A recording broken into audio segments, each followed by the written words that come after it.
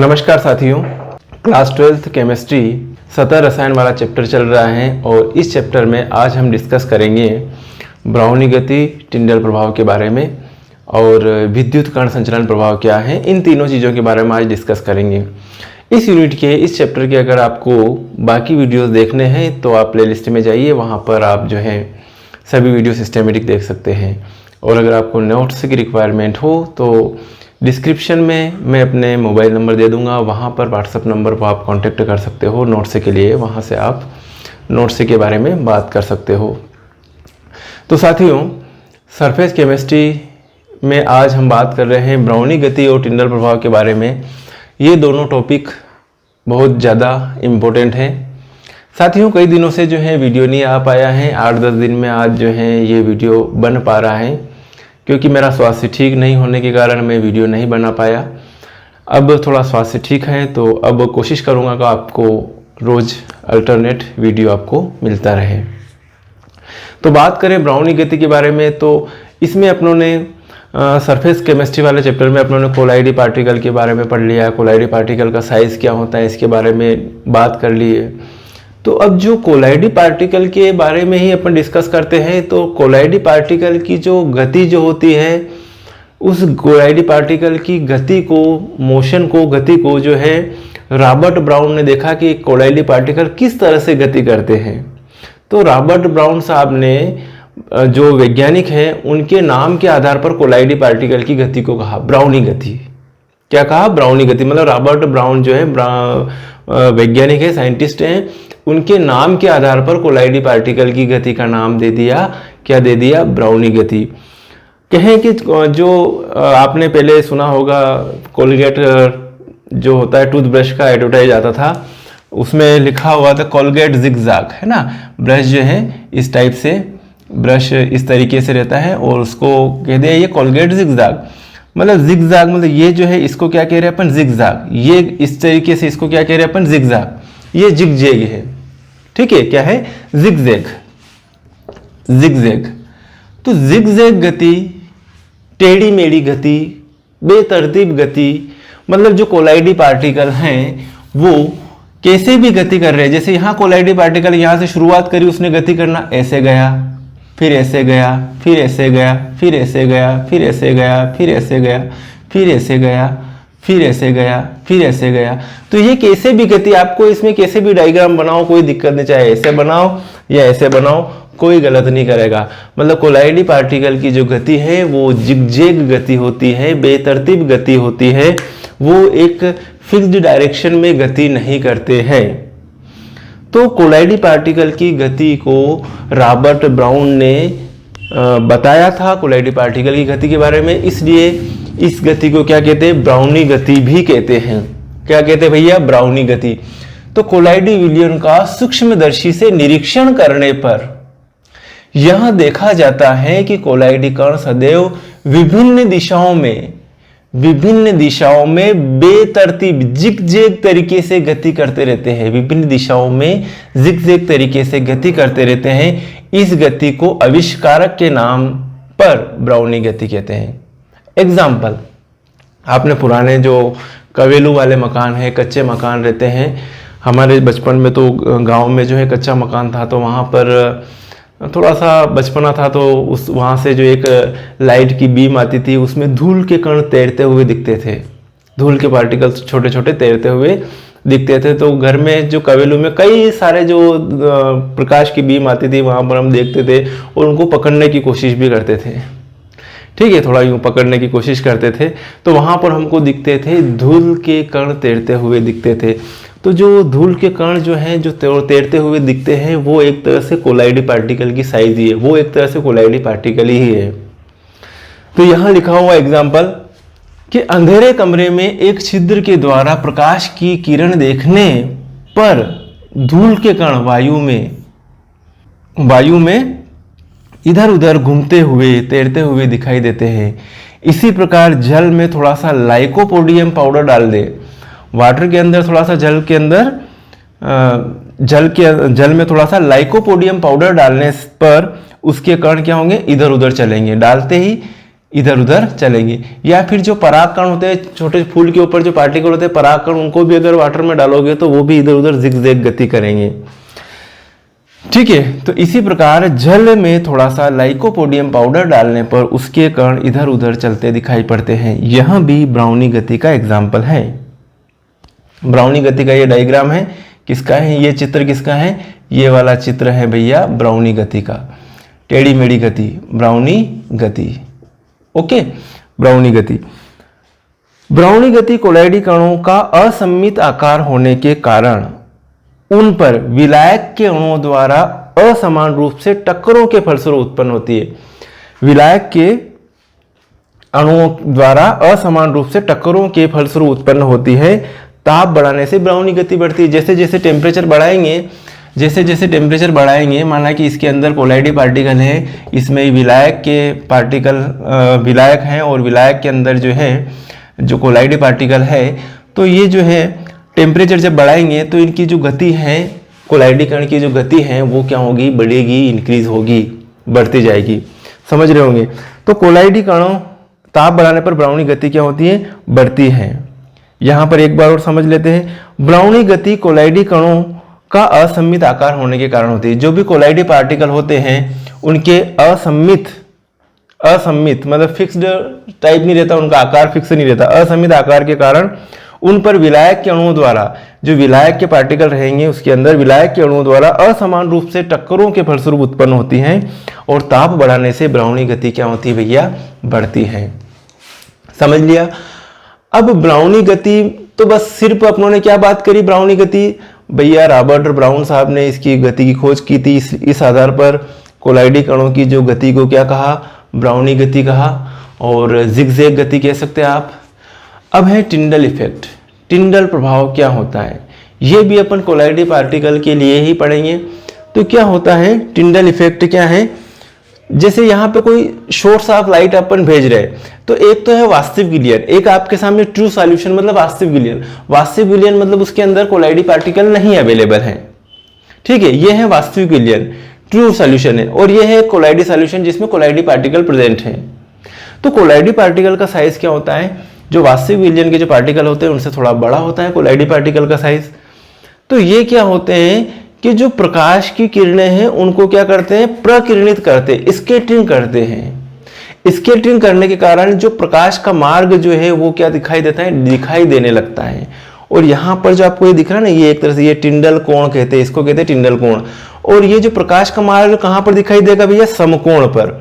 Beaker रखा हुआ है, इस समकोण पर देखने पर आपको एक प्रकाश मार्ग दिखाई देगा और इस प्रकाश मार्ग को ही क्या कहा, टिंडल इफेक्ट। इस इफेक्ट को नाम दे दिया टिंडल इफेक्ट। ठीक है, समकोण पर आपको क्या दिखाई देगा, प्रकाश मार्ग दिखाई देगा। देखिए, जब एक अंधेरे कमरे में बीकर में रखे विलयन में से तीव्र प्रकाश की किरण पुंज प्रवाहित की जाती है, तब इसका मार्ग क्या रहता है, अदृश्य रहता है। तब आपको कुछ भी नहीं दिखाई देगा, है ना। जब एक अंधेरे कमरे में बीकर में रखे विलयन में से तीव्र प्रकाश की किरण पुंज प्रवाहित की जाती है, तब उसका मार्ग अदृश्य रहता है और कैसा दिखाई देता है, आपको काला दिखाई देता है। किंतु जब प्रकाश की किरण पुंज, अब अपन प्रकाश की किरण पुंज जो है उसी कमरे में किसमें भेज रहे हैं, कोलाइडी सॉल्यूशन में से भेज रहे हैं, कोलाइडी विलयन में से प्रवाहित किया जाता है, तब किरण पुंज का मार्ग आपतित किरण के समकोण पर देखने से दृश्यमान हो जाता है। किरण मार्ग के दृश्यमान होने की इस घटना को ही भैया क्या कहते हैं, टिंडल प्रभाव कहते हैं या टिंडल इफेक्ट कहते हैं। ठीक है, मतलब आपको कोलाइडी पार्टिकल है बीकर के अंदर, तो जो है समकोण पर देखने पर आपको जो किरण मार्ग जो है वो क्या दिखाई देगा, दृश्यमान दिखाई देगा।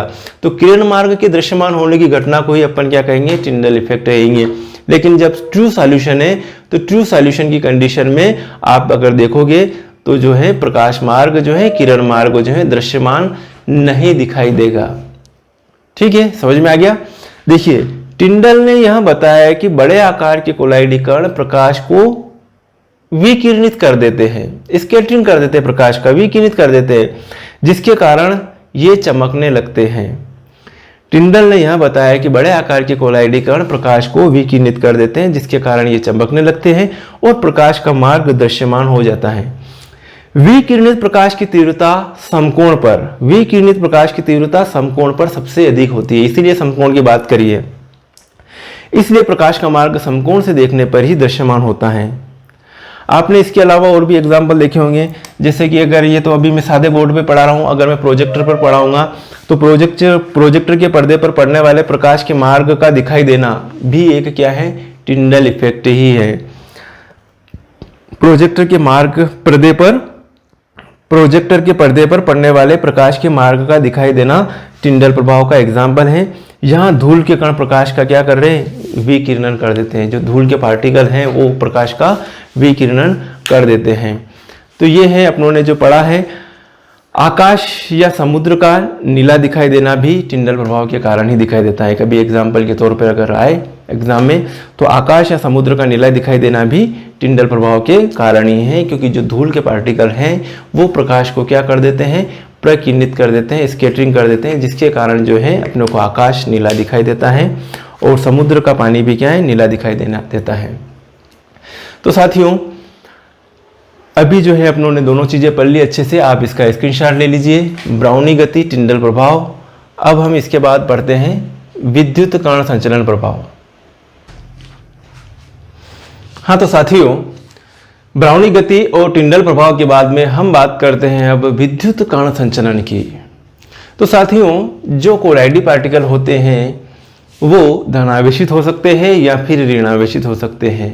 कोलाइडी पार्टिकल की खासियत होती है ये या तो फिर धनावेशित हो सकते हैं या फिर ऋणावेशित हो सकते हैं। तो क्या देखा कि एक यू शेप की नली ली, ये यू शेप की नली, यू आकार, जो अंग्रेजी का यू होता है ना, कैपिटल यू, उसके आकार की एक नली ली और उस नली में एक तरफ तो लगाया कैथोड और एक तरफ लगाया एनोड, एक तरफ लगाया कैथोड और एक तरफ लगाया एनोड लगाया, और फिर इसमें इलेक्ट्रिसिटी प्रोवाइड करी, विद्युत धारा प्रवाहित करी। तो विद्युत धारा प्रवाहित करने पर यह देखा गया है कि यदि ऋणावेशित कोलाइडी विलयन है तो ऋणावेशित कोलाइडी विलयन के जो पार्टिकल हैं वो किधर की ओर जाएंगे, धन इलेक्ट्रोड की ओर जाएंगे, और यदि इसमें धनावेशित कोलाइडी विलयन के पार्टिकल होंगे वो किधर जाएंगे, ऋण इलेक्ट्रोड की ओर जाएंगे। किधर जाएंगे, ऋण इलेक्ट्रोड की ओर गति करेंगे। तो एक तरह से जो धनावेशित कोलाइडी पार्टिकल हैं वो धन कण हो गए, तो धन कण संचलन, और ऋणावेशित कोलाइडी पार्टिकल हैं वो क्या है, ऋण पार्टिकल है, ऋण कण है, तो उसको कह सकते हैं अपन ऋण कण संचलन। धन कण संचलन, ऋण कण संचलन, यही क्या है एक तरह से विद्युत कण संचलन। विद्युत कण किसको कहा, इन्हीं धन कण और ऋण कण को, धनावेशित कोलाइडी पार्टिकल और ऋणावेशित कोलाइडी पार्टिकल ही क्या है, विद्युत कण। तो विद्युत कण संचलन, ठीक है। अब बात करते, देखिए विद्युत कण संचलन की बात करते हैं तो कोलाइडी कण विद्युत आवेशित कण होते हैं। ये धनावेशित भी हो सकते हैं और ऋणावेशित भी हो सकते हैं। अतः जब किसी कोलाइडी विलयन को, कोलाइडी विलयन लिया, कोलाइडी विलयन को यू नली में लेकर उसमें प्लेटिनम इलेक्ट्रोड द्वारा विद्युत प्रवाहित की जाती है, तब कुछ समय बाद कोलाइडी कण किसी एक इलेक्ट्रोड की ओर चलने लगते हैं, है ना, समझ में आया। तब कुछ समय बाद कोलाइडी कण, अगर धनावेशित कोलाइडी पार्टिकल है तो वो ऋण इलेक्ट्रोड की ओर, और ऋणावेशित कोलाइडी पार्टिकल है तो वो धन इलेक्ट्रोड की ओर गति करेंगे।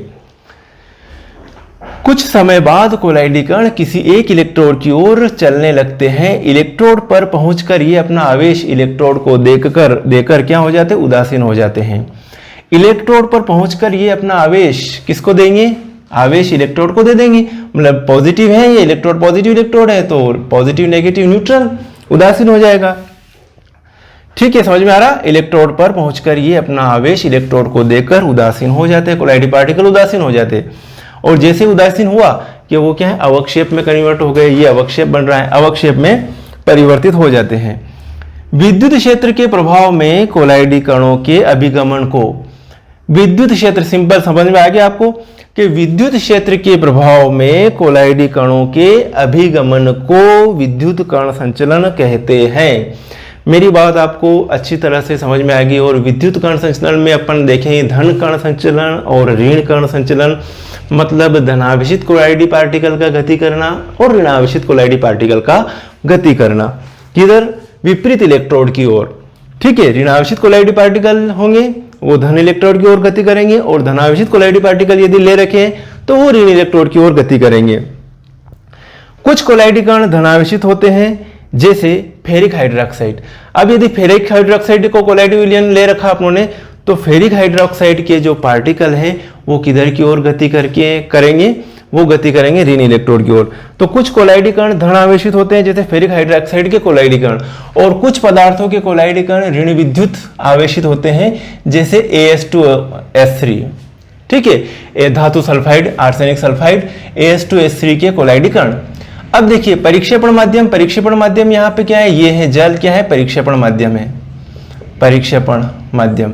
तो परिक्षेपण माध्यम के अणुओं पर कोलाइडी कणों के विपरीत किंतु समान मात्रा में आवेश होता है। जो भी आप परिक्षेपण माध्यम ले रहे हैं उनके जो पार्टिकल है परिक्षेपण माध्यम के अणुओं पर कोलाइडी कणों के विपरीत किंतु समान मात्रा में आवेश होता है, इसलिए संपूर्ण कोलाइडी विलयन जो होता है वो विद्युत उदासीन होता है। संपूर्ण कोलाइडी विलयन क्या होगा, विद्युत उदासीन होगा। समझ में आ रहा ना आपको। तो ये है कोलाइडी विलयन की खासियत है। और कोलाइडी विलयन के जो पार्टिकल होते हैं, ऋणावेशित कोलाइडी पार्टिकल हैं तो वो धन इलेक्ट्रोड की ओर गति करेंगे, और धनावेशित कोलाइडी पार्टिकल हैं तो वो ऋण इलेक्ट्रोड की ओर गति करेंगे। इसी को कह रहे हैं अपन विद्युत कण संचलन। ठीक है साथियों, तो आज के इस लेक्चर में हमने पढ़ा ब्राउनी गति, टिंडल प्रभाव और विद्युत कण संचलन। इसका आप स्क्रीनशॉट ले लीजिए। ओके साथियों, तो आप सारे वीडियो प्लेलिस्ट में जाकर देख सकते हो, सिस्टमेटिक अपनी पढ़ाई जारी रख सकते हो। साथियों फिर मिलेंगे नेक्स्ट वीडियो में, तब तक के लिए बाय।